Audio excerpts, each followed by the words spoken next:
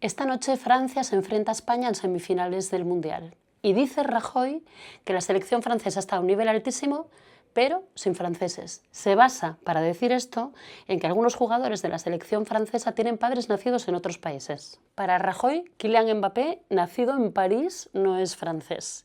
Varias autoridades galas han llamado la atención a Rajoy. Incluso la ultraderecha francesa, el partido de Marine Le Pen, llamó racista a Rajoy. Y es que no es para menos. Europa es multicultural, el mundo lo es, y solamente hay una razón para negar esta obviedad. Rajoy, como otros, proceden de una clase alta que no está dispuesta a perder ninguno de sus privilegios. Quienes insisten en discriminar personas por el color de su piel son los mismos que discriminan a las y los trabajadores, a las mujeres por el hecho de ser mujeres, a los que tienen alguna discapacidad o a los que son desahuciados de su hogar por no poder pagar el alquiler. Por suerte, Asturias siempre fue una tierra de acogida.